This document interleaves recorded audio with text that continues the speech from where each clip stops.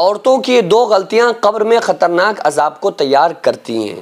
عورتیں کچھ ایسی غلطیاں کر جاتی ہیں اور انہیں وہ غلطیاں بھی نہیں لگتی ہیں، وہ یہ سمجھتی ہیں کہ یہ تو بس معمولی سی باتیں ہیں، اور ان کی وہی کام آقا علیہ الصلوۃ والسلام نے ارشاد فرمایا کہ مرنے کے بعد جب بندے کو یا بندی کو، کسی عورت کو، مرد کو قبر کے اندر رکھا جاتا ہے تو باقاعدہ قبر اس سے ہم کلام ہوتی ہے، یعنی کہ قبر اس سے بات کرتی ہے۔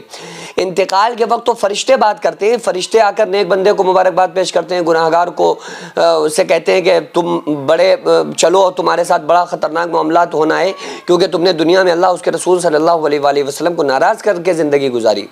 لیکن قبر خود یہ اس بات کو کہتی ہے۔ قبر کیا کہتی ہے؟ جب قبر کے اندر مردے کو رکھا جاتا ہے تو نیک بندے سے قبر کہتی ہے تیرا آنا مبارک ہو، بہت اچھا ہوا جو تو میرے پاس آیا، اب جب تو میرے حوالے کیا گیا ہے تو پھر اب تو میرا سلوک بھی دیکھے گا یا دیکھے گی۔ اس کے بعد قبر کشادہ ہونا شروع ہو جاتی ہے، یعنی قبر پھیلنا شروع ہو جاتی ہے، حد نگاہ اس کی قبر کشادہ ہو جاتی ہے۔ آقا علیہ الصلوۃ والسلام نے ارشاد فرمایا جہاں تک مردے کی نگاہ جاتی ہے وہاں تک اس کی قبر پھیلتی چلی جاتی ہے اور گناہگار سے کہتی ہے کہ تیرا آنا نامبارک ہو، بہت برا ہوا جو تو میرے حوالے کیا گیا ہے یا کی گئی ہے، اب جب تو میرے حوالے کیا گیا ہے یا کی گئی ہے تو اب تو میرا سلوک بھی دیکھے گی، کیونکہ دنیا میں جتنے لوگ میری پیٹھ پر چلتے تھے ان میں سب سے زیادہ جو مجھے کوئی برا انسان لگتا تھا وہ تو لگتا تھا، یا وہ تو لگتی تھی، وہ تو عورت لگتی تھی، مجھے بہت بری۔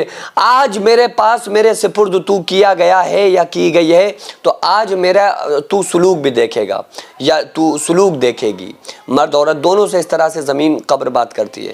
اس کے بعد وہ قبر اس گناہگار بندے کو دبانا شروع کرتی ہے۔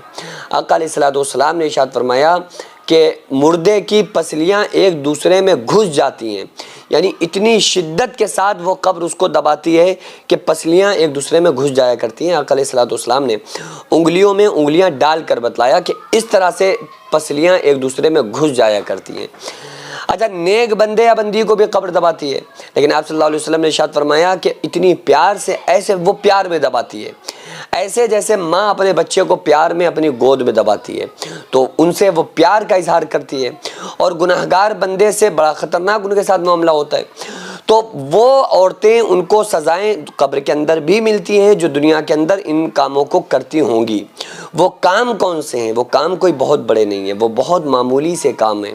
پہلی چیز، تکبر کرنے والی عورت جو زمین پر ایڑی مار کر چلتی ہوگی، جو اپنے پیسے کا، اگر اللہ تعالیٰ نے کسی عورت کو پیسہ دیا ہوا ہے، وہ پیسے کا گھمنڈ دکھاتی ہے، وہ پیسے پہ غرور کرتی ہے، وہ پیسے کے اوپر وہ تکبر کرتی ہے اور اپنے اس پیسے کے نشے میں وہ ایڑی مار کر چلتی ہے۔ ہوتا ہے بعض مرتبہ اگر کسی لڑکی کی شادی کسی امیر گھر میں ہو گئی، بہت اچھے گھر میں ہو گئی، میں سب کے لیے دعا کرتا ہوں اللہ تعالیٰ سب کو اچھے خاوند عطا فرمائے، لیکن پھر اس عورت کا اگر ماحول چینج ہو جائے، پھر وہ عورت اپنی دوستوں سے ملنا چھوڑ دے، پھر وہ ان کے ساتھ بات کرنا بند کر دے، پھر وہ اپنی بہنوں کے ساتھ، اپنی سگی بہنوں کو غرور اور تکبر کے ساتھ ان سے بات کرنا شروع کر دے اور تکبر دکھاتی ہے، زمین پر ایڑی مار کے چلتی ہے، یا تکبر کرتی ہو اپنی خوبصورتی، اپنے حسن کی وجہ سے کہ میں تو ایسی، میں تو ویسی، اور اس وجہ سے اگر کوئی عورت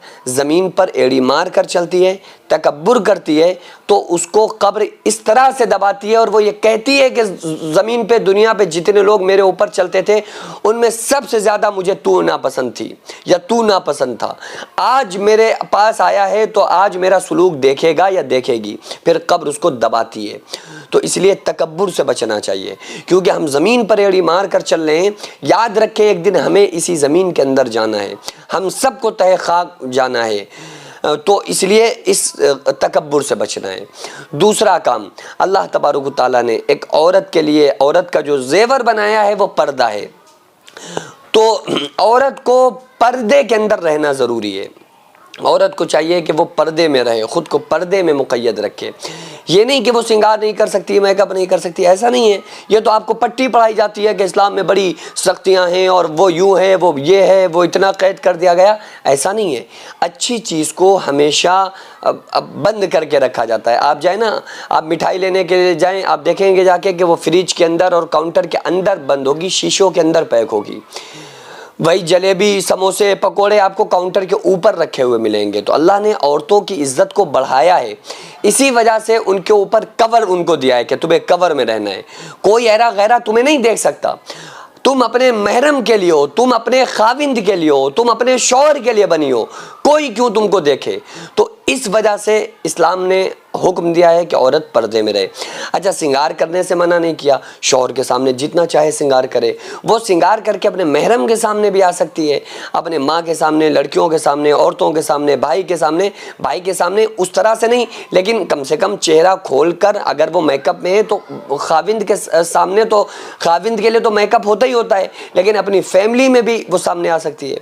لیکن اگر وہ بے پردہ ہو کر اس لیے گھومتی ہے کہ لوگ ہم سے اٹریکٹ ہوں، لوگ ہم سے متاثر ہوں، اور اس کے ذہن میں یہ اگر وسوسہ رہتا ہے، تو ایسی عورت کے لیے پھر خطرناک قبر کے اندر وہ اپنے لیے عذاب تیار کر رہی ہیں. تو ایسی عورتوں کو چاہیے توبہ کریں، اللہ سے ڈریں، اللہ کی بارگاہ میں توبہ کریں، کیونکہ ہر انسان کو دنیا سے جانا ہے. آگاہ اپنی موت سے کوئی بشر نہیں، سامان 100 برس کا ہے، پل کی خبر نہیں. جو مدرسہ آپ دیکھ رہے ہیں، یہ لیڈیز مدرسہ ہے، جس کی زمین کو میں نے اپنا کھیت بیچ کر جس کو خریدا، اور 1 منزل تک بنانے کا فی الحال ارادہ ہے، انشاءاللہ بنا لوں گا. لیکن اس کے بعد اس میں کروڑوں روپے کا خرچ ہے. آپ لوگوں سے گزارش ہے زیادہ سے زیادہ اس میں تعاون کریں. اللہ تبارک و تعالیٰ اس کا اجر آپ کو 70 گنا آخرت میں، 10 گنا دنیا میں، اور مرنے کے بعد قیامت تک اللہ تعالیٰ اس کا ثواب آپ کو عطا فرمائے گا.